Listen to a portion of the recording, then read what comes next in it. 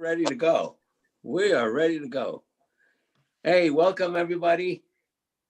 This is so amazing. It's really amazing that everybody's here. Thank you all for being here. And I think what would be the greatest thing just for all the people that are watching this, to just everybody introduce yourselves, and then we'll go on. Let's do it alphabetically. I guess, Gene, that's you. Okay, I'm Gene Drucker, and one of the founding members of the Emerson String Quartet. Phil Setzer and I exchange as roles as first and second violin, and I've been coaching for the New York String Orchestra Seminar for many years.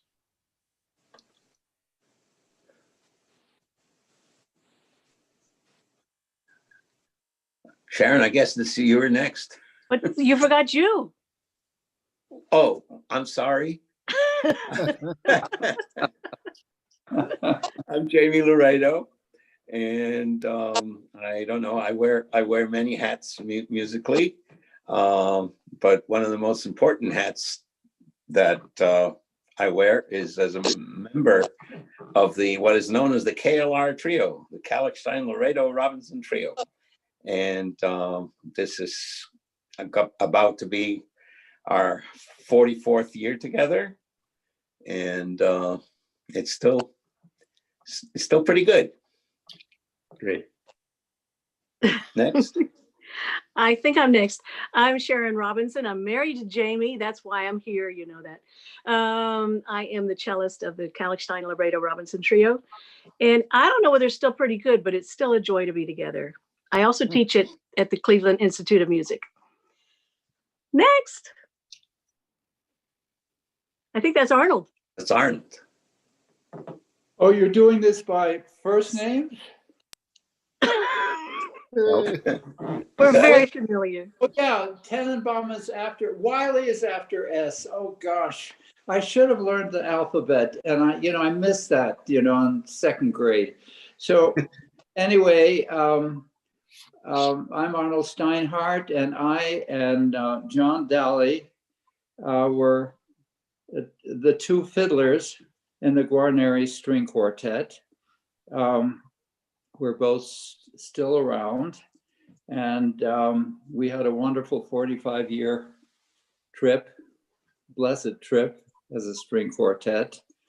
And what else do? I teach and I write. I teach at the Curtis Institute of Music, still where I was a student originally. And that's about it. Hi, everybody. I'm Steve Tenenbaum, and I am an alum of the New York String Orchestra Seminar from not as far back as Peter Wiley goes, but I was in 1974 was my year there. And it was also the time that I discovered the Guarneri String Quartet, which was a quite an event for my life. And that's kind of the reason I came to the New York String Orchestra Seminar on the recommendation of my teacher at that time, Michael Tree. And I play in the Orion String Quartet and am a founding member of Opus 1, a piano quartet with Peter Wiley, Ida Kavafian, and Anne Marie McDermott, and teach at Curtis and blah, blah, blah. Yes, and hi everybody. I'm Peter Wiley. I had the privilege of being at the string seminar in 1969 and 1970.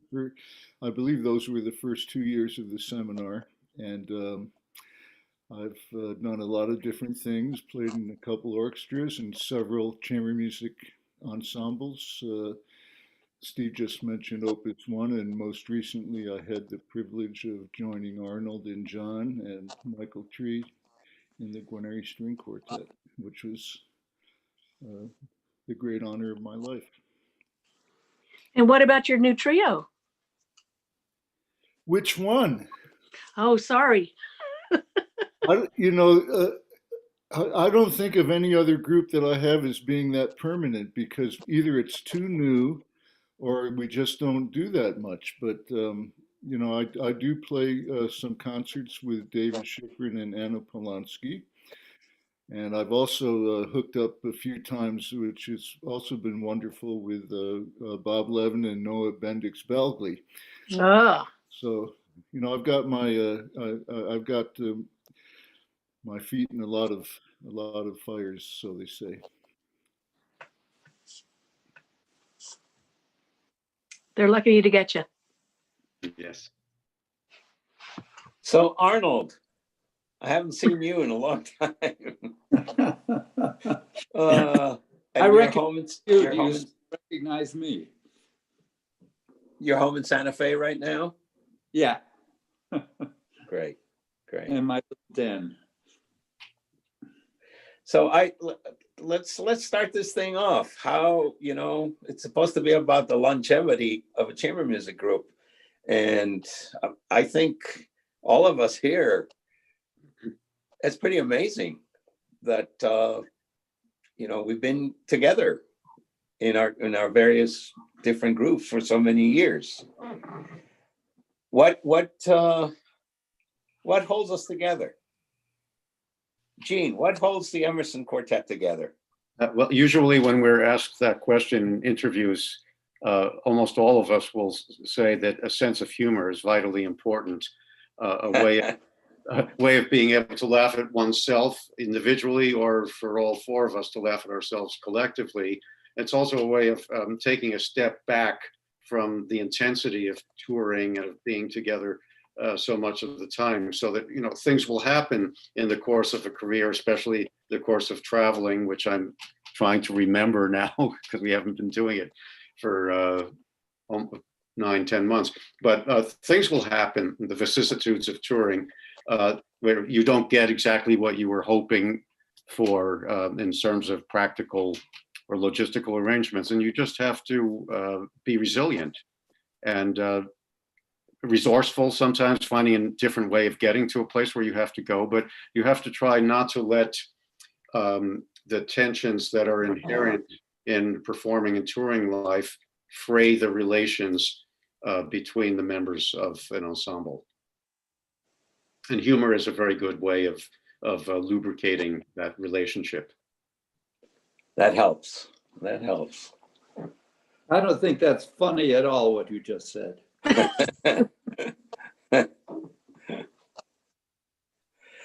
Arnold, how did you guys do it for 45 years? I mean, if I have to choose one word, it would be respect.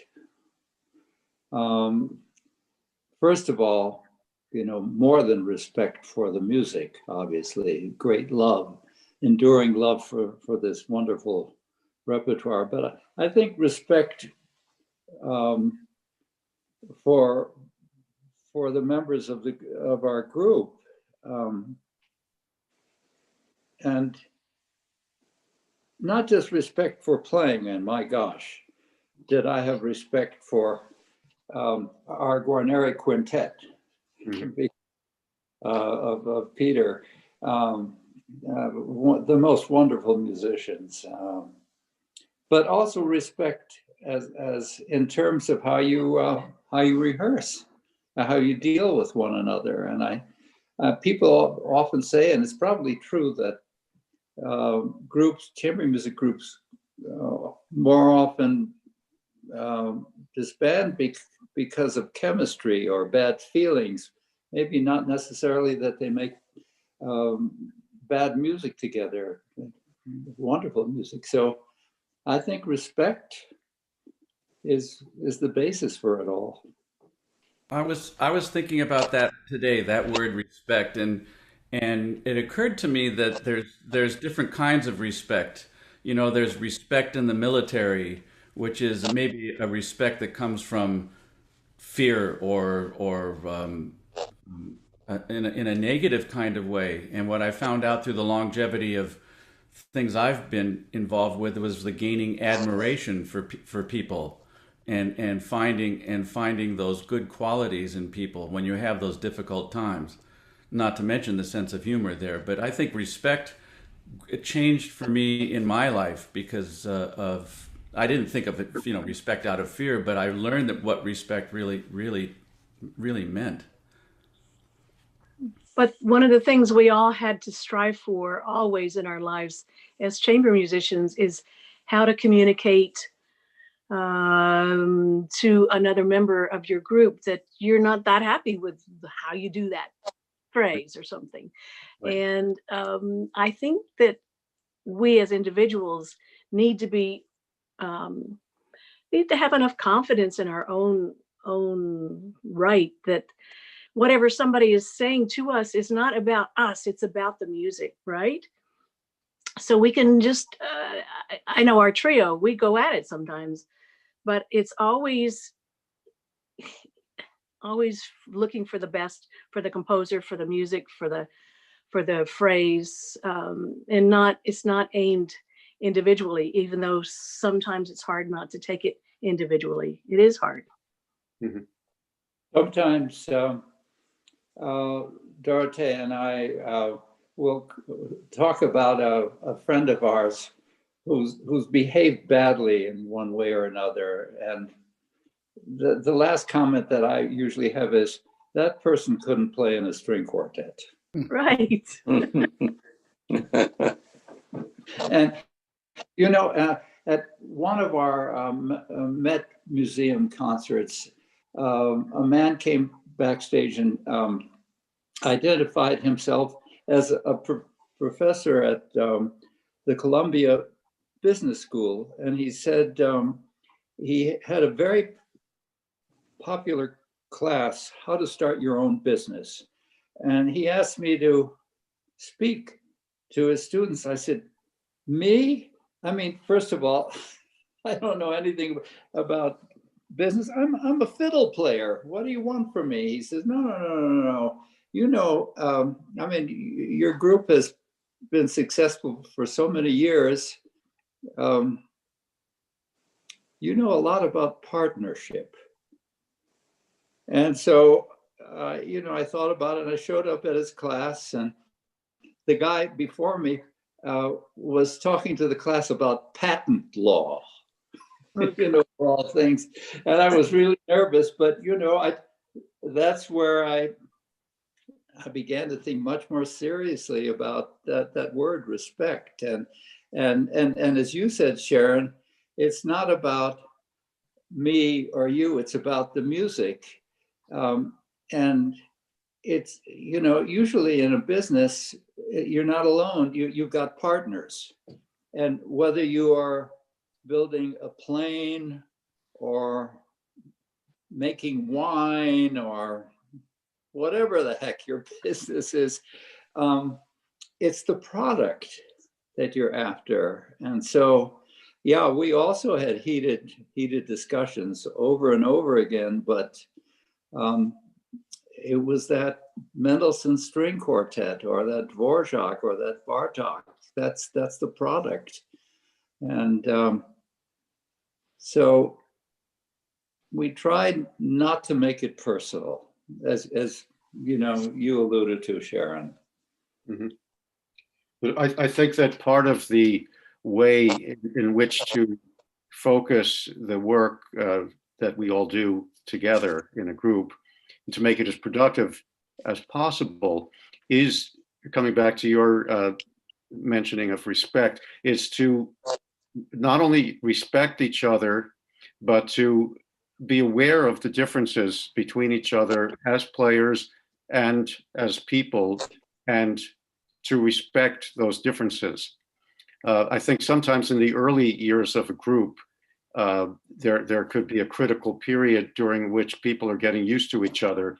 And if they have a hard time opening themselves up to different ways of doing things musically, even technically, the way the bow approaches the string in a string quartet, even the bow grip or whatever, or the kind of vibrato that people use, let alone larger interpretive issues. And then on top of all that, how to handle the career decisions that have to be made, how to handle relationships with presenters and managers. There's room for a lot of differences of approach when you're in a group, in a partnership. And part of respecting each other is to acknowledge the differences and to realize that maybe we complement each other's strengths, and we don't have to hammer away at each other's weaknesses. Good I idea. think Gene's point is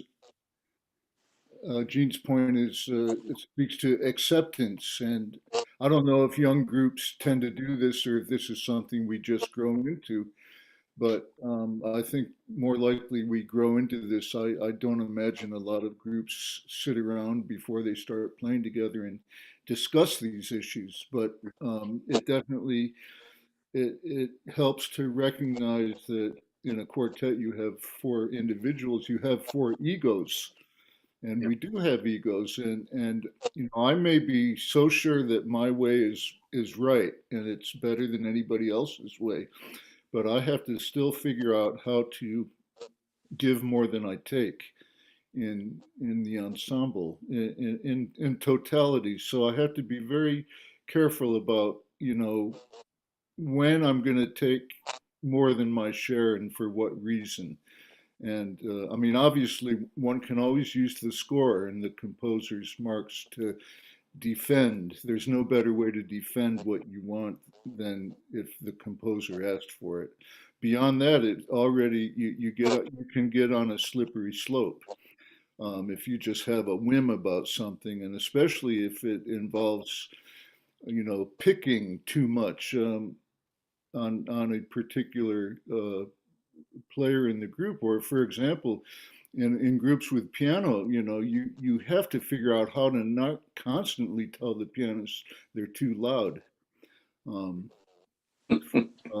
so look, I mean, this is one of the things we deal with in groups with piano, and one of the things I learned over the years was it's not a bad idea once in a while, without even engaging the pianist, just to say, can we just do the strings here? And, you know, the strings playing, you never even mention anything to the pianist, and the balance is inevitably better after, you know, the pianist just, you know, being a bystander, listened to what you played. So Absolutely. another technique I've learned over the years was, it's not really a technique, but I just think it makes sense. You know, how many times have we been told to do something that we were sure we just did? And you know, I've personally, hopefully most of the time now, I'll say, oh, okay, rather than saying, what, I just did that. Didn't you hear me? You know, so I think there are ways to accept the others, you know, criticisms, and to be inclusive. Always include yourself. But Arnold, I joked with you after the quartet had disbanded. We were on the phone, and because you would always say to me, Peter, either you're flat or I'm sharp. You never said, Peter, you're out of tune. And I joked with you in that phone call. I said, Arnold, were you just trying to tell me all those years that I was just out of tune? And we laughed about it, but the way that you included yourself in the problem. Speak to my lawyer about that.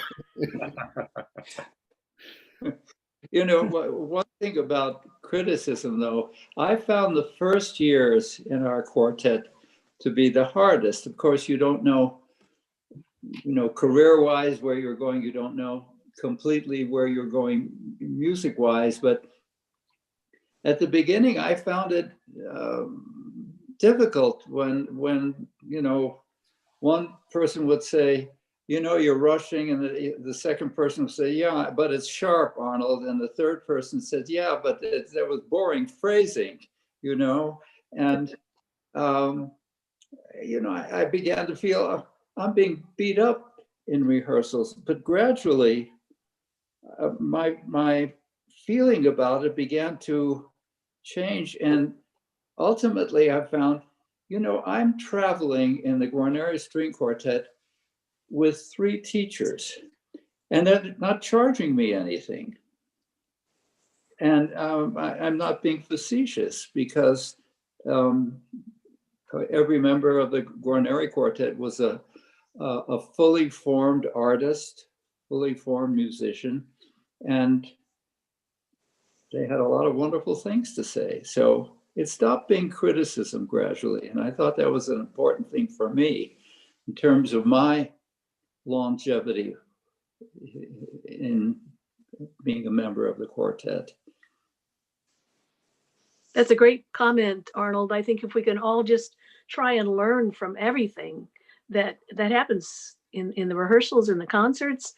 I know that we, as a trio, tried to work out some of our differences in rehearsal, but then we'd say, let's try it your way tonight and our way, or his way not tomorrow night. And, you know, there's no sabotaging going on. You really try your best to make his way work and the other guys work the next night. And sometimes it's so clear in concert what has not been in rehearsal. I don't know why that is, but on stage, something works, a certain dynamic, a certain phrasing, a certain tempo. Whereas in rehearsal, it was just hard to tell whose idea was better. And so we tried that tact quite a lot also. Yeah, the moment of truth. Somehow there's a moment of truth on the stage that's not apparent. But, you know, getting back to the point of chamber music group being a little bit like a self-cleaning oven. The chemicals. You think that's a bad analogy, Sharon? Yes. But in any case, you know, somebody's playing out of tune, somebody else will say it. Somebody could do a different sort of phrasing, another person will say it. And often, because of our experience as chamber music players, having that advantage, I sometimes worry about soloists who've attained such a level of success that they don't have anybody to tell them, you know. It's so lonely. And there actually was a New York Times article about that a couple of years ago, how, you know, the greatest tennis players have coaches and on and on, but musicians don't. And the only person who said they had a coach that I remember was Itzhak, who said, "Oh, Toby is my coach." You know, she tells me when it's not good, which was sweet of him.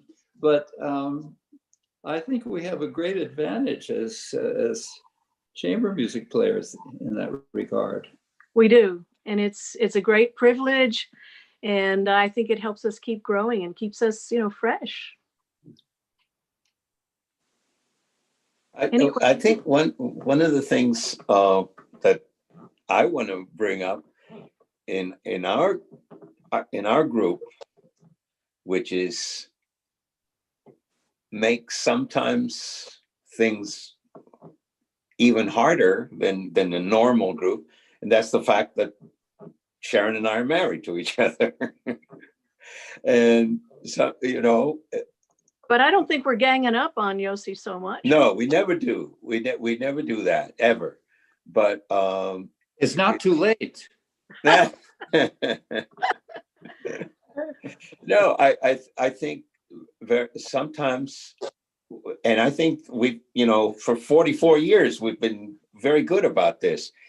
If Sharon and I are having some kind of a tiff about something, having nothing to do with the trio, we never ever bring that into the rehearsal. In other words, it just doesn't exist. When we start rehearsing, we're not married to each other. We're just two musicians. Mm-hmm. Well, that's because you guys are pros. You know, you have a professional standard of behavior within a group that's larger than your twosome as a married couple, and because of your dedication to the music. So you wouldn't want to let personal squabbles get in the way of the collective work that has to be done. And we can extrapolate that from that and talk about groups that don't have siblings or married couples in their membership, like my group or the Guarneri Quartet, where there may be things between two people that might not have anything to do with the musical work, that there might be some irritation going on, and you try to I'm not saying we succeeded 100% of the time, but you try to keep that separate from what you do in rehearsal, or especially in an onstage rehearsal right before the concert, or certainly during the concert itself. That's good. That's good. By the way, I just want to interject something here. To any of the participants, if any of you have questions to any of us about anything, please don't be shy and just open up, okay? Would that be in the chat area or the? I think so. Yeah, chat. Okay, we'll wait for some chat. Okay. Oh, here's something from Maeve. Okay. Yes? Yeah, so she asks, do you think there's particular music that student chamber groups should not play until they have had more experience, or particularly playing with one another? Good question, Maeve. Well, my group is probably an example from our very beginning, perhaps not to follow, but it sort of worked well for us. I think the very first piece that Phil Setzer and I, as the two violinists of the embryonic Emerson Quartet at the Juilliard School, worked on was the Bartok Second Quartet. And normally people think you should start with Mozart and Haydn. Haydn was the founder of the genre, after all. And of course, there's great value in doing that, because there are so many things you learn about playing together and about the roles of the instruments in music. But within a couple of years, Phil and I were also working on Beethoven Opus 132, which maybe also was a no-no, because some people would say, well, you shouldn't play late Beethoven quartets until you've been together for at least 5 years. But I think that some of those restrictions are a bit arbitrary and perhaps even stuffy. As long as you have a well-rounded musical diet of what you're working on, I think it should be a healthy distribution of music from the 18th, 19th, and 20th centuries, and now maybe from the 21st century as well.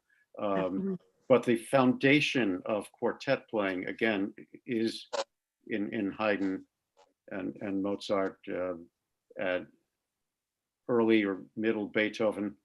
But there are some ways, technically, at least in which late Beethoven quartets are perhaps not quite as hard as the middle Beethoven quartets, technically speaking. I'm not talking about interpretively. And Beethoven never indicated metronome markings for the late quartets. So if you take the question of metronome markings at all seriously, then you have a lot to grapple with in the early and middle quartets, and you don't have to deal with that issue in the late quartets.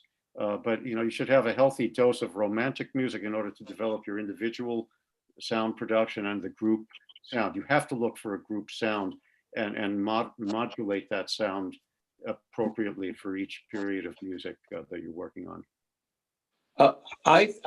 To me, I think the most important thing, if you're a young new group, the most important thing is you've got to be passionate about what you want to play or what you're playing. So if all of you agree that what you love to do is contemporary music more than anything, great, do it. Or if you think that all you want to do is play Brahms your whole life, great, do that.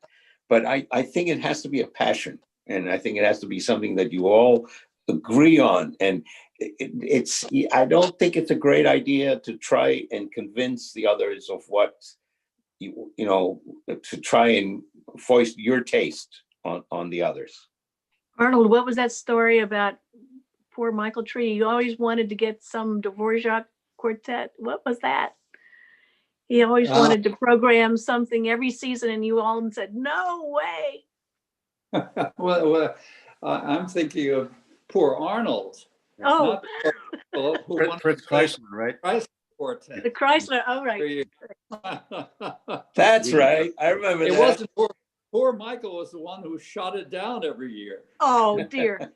But that's also, that's also part of a social entity, and chamber music groups are that. One thing we had in our group in terms of repertoire, and I thought this avoided the tyranny of majority rule. When we were reading through things, if three people said, "Oh yeah, I want to play the Schrottenholz 13th String Quartet," and a fourth person said, "I hate the Schrottenholz 13th String Quartet," we wouldn't play it, because if you're a traveling group and you play 25, 50, or 100 concerts a year, the Schrottenholz Quartet is going to be on one of your traveling programs, and this poor guy who doesn't, or poor gal who doesn't like the piece, is going to have to suffer through it. And fortunately, in the chamber music repertoire, it's rich. For piano trio, even for quintets, there's wonderful quintets and string trios, and of course, several hundred masterpieces in the string quartet repertoire. So I didn't get to play the Chrysler Quartet. Their loss.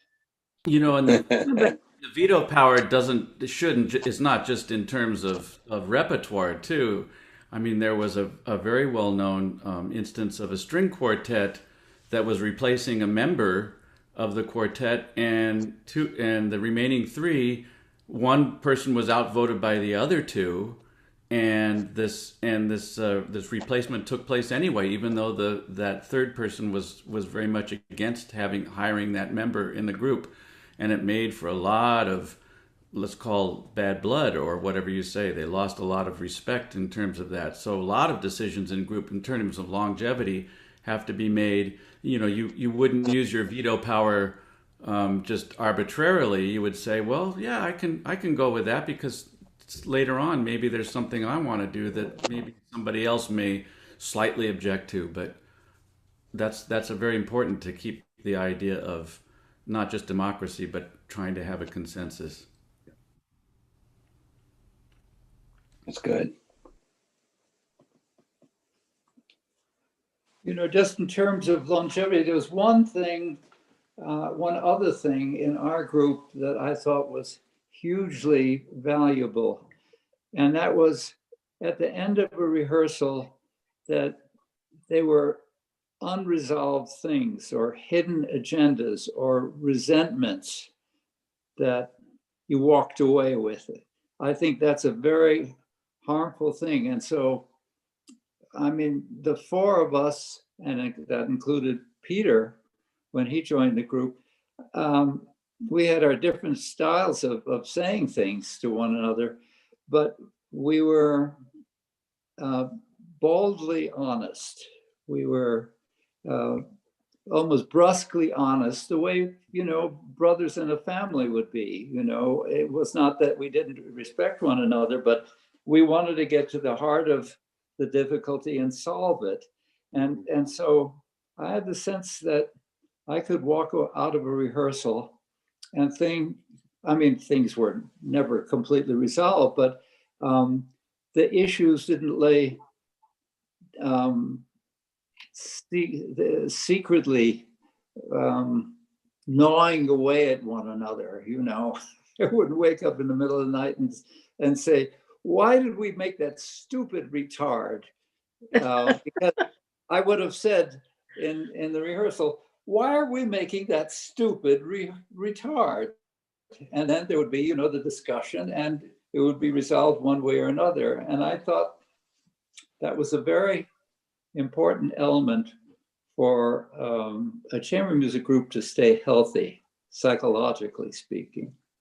Yes. And Arnold, along those lines, there were many interpretive discussions in rehearsals, which were never resolved in the rehearsal. They were just left open-ended. And but we would get to that moment in a piece, and if Michael had the tune, we were just going to go with Michael. And I think this is fundamental to good music making, anyways, which is kind of having a clear consensus about where the focal point is at any moment in a piece of music. And let's say, generally, if not always, look to the melody or the melody player and allow that player to have a certain liberty. And I think the Guarneri Quartet definitely operated that way.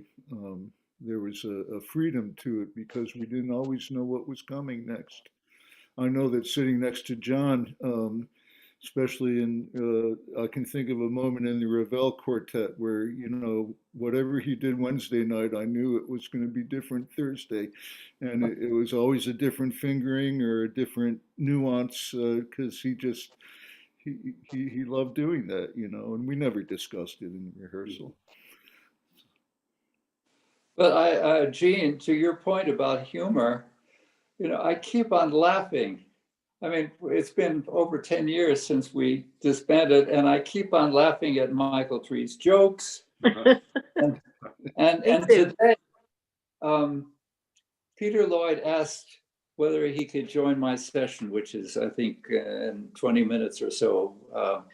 And I said, I answered him in a text, and I said, yeah, you're welcome to listen to my pearls of wisdom.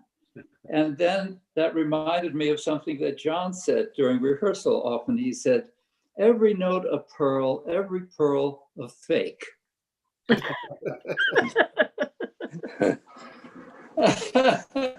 So these things, Gene, these things keep on bubbling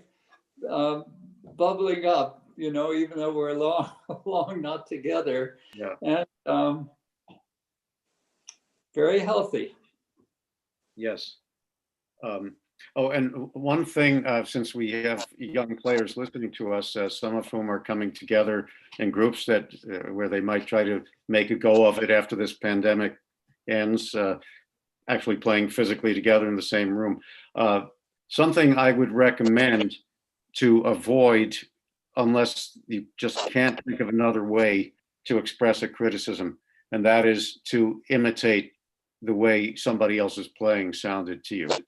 That can be an unhealthy thing to do. I've sometimes experienced that in ad hoc groups as well. I know what it feels like to be on the receiving end of that. So even if you have to find a way of expressing the criticism that takes more time because you have to use words rather than just imitating something you didn't think sounded good, I think it's worth the extra time in order to show respect for a person's feelings. Now, once in a while, even as a coach, when I'm trying to think of a way to make my point, and I realize that it would be more concise to just say, well, I think it sounded a little bit like this, but if so, it's more likely that I would sing the phrase with my very amateur sounding singing voice, rather than picking up my instrument and sort of like making a scratch with the bow on the string or very slow, boring vibrato, something like that. I don't think that contributes to a feeling of well-being within a group. There are other ways to get the point across. I think that's a good point, Gene. I also wanted to advise younger groups that having a social life outside of the quartet or trio or whatever group you are, sextet, octet, having dinner together, having a happy hour together, just so you can get to know each other outside of this very demanding, almost perfectionist world of music making that we find ourselves in. I know that we have always enjoyed that with all the musicians we've played with, and especially our trio. I absolutely agree. Well, some groups actually make make a point out of not socializing. In other words, trying to keep your musical life and your social life totally separate. That never worked for us. I mean, we never did that. When we're on tour, we very, very often have meals together. We've socialized with our families together. I mean, through the years, we've watched Yossi's kids grow up, and now they're grandchildren, and it's like they're very much a part of our family. Mm-hmm.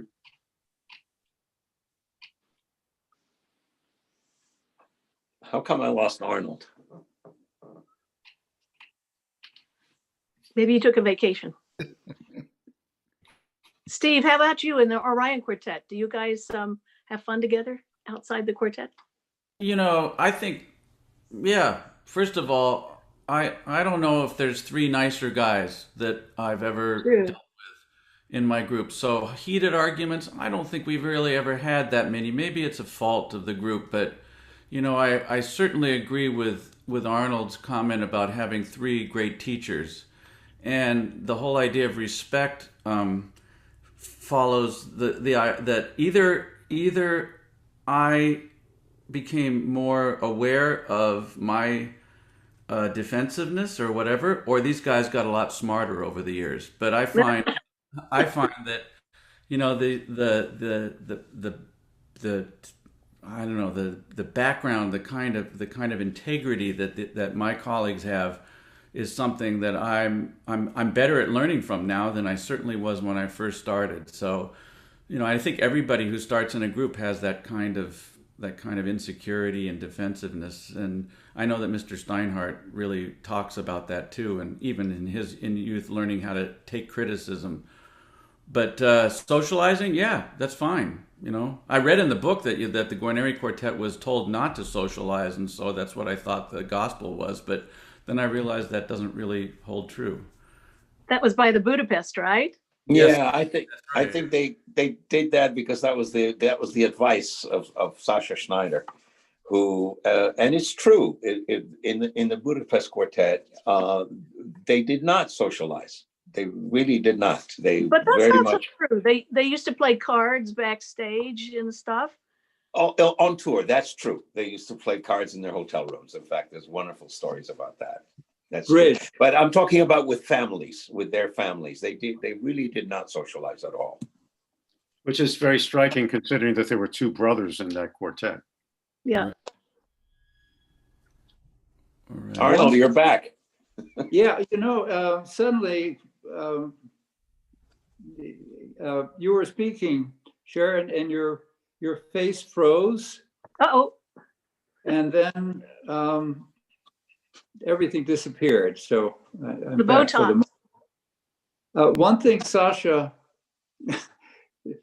had many words of advice for us, but two of his suggestions were, the first one was based on some unhappy experiences of his. Wives should not mix in. And I guess if you're a woman, husbands shouldn't mix in. But of course, in your trio, but I thought this was a really good suggestion, was when a performance is finished and you're walking off the stage, do not start complaining about what went wrong. But is it okay to say, hey, that was really nice? Well, yeah, you could. I mean, Dave would walk off the stage and he said, I didn't make one mistake. Whoa. He said, I made a mistake once on January 13th, 1973. That was the only time. But what Sasha suggested we do is remember what we didn't like. And then at the next rehearsal of that particular piece, and it might have been months later, Michael was very good at that. He would remember because he wrote down everything. And I thought that was wonderful, because I would often not remember that we played too fast, the tempo or whatever. But I thought that was wonderful advice. It's funny. We're the opposite. When we walk off stage and go, we're walking back to our dressing rooms, we very, very often say, this didn't work tonight, and I really think that this tempo is getting slower every night or faster or whatever the case, and I don't think it's bad. I really don't think it's never affected any of us in any bad way. I don't think your group will ever last for the long term. But again, I mean, doesn't it come down to acceptance? Once you have a group of people that know how to accept each other and to be themselves with each other, then all these things are possible. That's my opinion. Absolutely true. And the other is also a problem. I mentioned ego early on, but if there is even just one member of a group whose ego goes beyond what it should, I'm not sure the group can really work the way it's meant to. That's my opinion. But. Well, if that should ever be a case, then that group shouldn't be together. I agree. Well, I have heard that one of Donald Trump's plans for after he leaves office is possibly to form a string quartet. God almighty. I want to know if there's any other questions, because Good idea. you don't have to come on live to ask the question. You could just put it in the chat because I'd be a little shy to do that too. So I hope that didn't stop anybody from asking questions. Exactly. Yeah. And I also want to address one thing, and it may be opening a little can of worms. But I have a feeling. Oh, good. I don't have to say that. It's okay. Abigail. Say it. It's okay. No, I want to talk about the future. Can you talk about how to choose new members of the quartet? Does that mean in terms of replacing people, or just starting a quartet?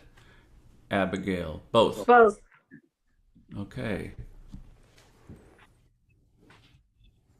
Well, I think the only way one can do that is by playing with people. Yeah. And many people. Although sometimes I've known groups that they played with one person and that was it. It was just that was meant to be. That's how for us when your son-in-law became the cellist of our quartet 7.5 years ago. We played with only one person. That was Paul Watkins. But way earlier in our career, when Guillermo Figueroa, who was a wonderful violinist and conductor, and at the time he was playing viola, he still has been playing viola over the decades, but he decided he did not want to focus almost exclusively on viola playing as would have been necessary at that time in the very earliest formative years of the Emerson Quartet. So he left, and we auditioned 11 different violists, I remember, and that's when Larry Dutton joined the quartet. But I think of those 11, there were 3 who were really very, very good, and it took some discussion among the 3 of us. That the cellist at the time was Eric Wilson. He was before our longtime cellist David Finkel, who was with us for 34 years after that. But so Eric, Phil Setzer, and I talked about it, and we made a commitment for just one specific recording project to another violist, and maybe Larry was not free to do that at the time. I can't remember, but then we went with Larry, and never regretted it. It was fantastic. The kind of sound concept that he brought to the quartet from the very beginning. And then 2 years later, when Eric Wilson decided to leave, we played with 2 cellists, both of whom were very fine. We ended up going with David Finkel, and each time, I guess, each time we had an audition, we would agree on certain repertoire that needed to be tried out. It's not like we would ask the person to play a solo piece for us and the three of us were sitting there like on a jury listening. No, that's not the way it worked. We would just, I don't think we sight read any music with any of these candidates, but we specified what it was that we would like them to prepare and we would play together. Usually it was a piece that the three older members of the quartet, several pieces that those three members had played already, but we would always offer to the new possibility the choice of at least one piece to play together with the three of us. And so fortunately for us, nobody chose that Schwattenholz 13th quartet because we hadn't played it either. It would have taken a lot of extra work and time. Any other questions? Sorry, go ahead, Sharon. No, I was just asking the younger musicians if there's any other questions before we tie this up. But go ahead, Arnold.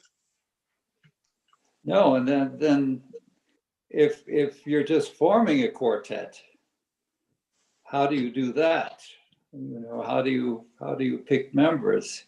And in our case, the audition was an unconscious one because three of us had gone to school together and played innumerable concerts for fun and for school requirements, John Daly and Michael Tree and I.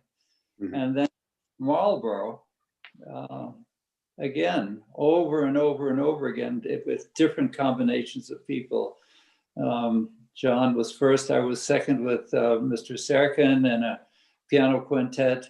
Michael and I were in a Bartok string quartet, and I was in the Bartok 6 quartet playing viola, actually.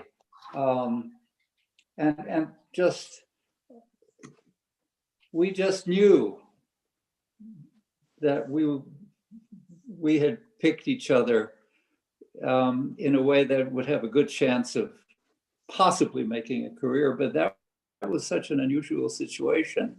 Sometimes that happens in music schools, though, where you hang out together. It started that way with you, didn't it, Gene? Yeah, Phil Setzer and I were both studying with the great Oscar Shumsky, and when Phil, at the end of Phil's first year at school, which I think was my second, even though he's a year older than I am, he approached me near the Juilliard Library on the 5th floor and said, so we're going to try to play string quartets next year. I said, sure, that's a great idea, because the student quartet I was in for my first year or two didn't really feel like it had a future. And Phil always tells the story that the last thing he remembers saying as the elevator door closed was, so we'll switch, right? And I said, yeah.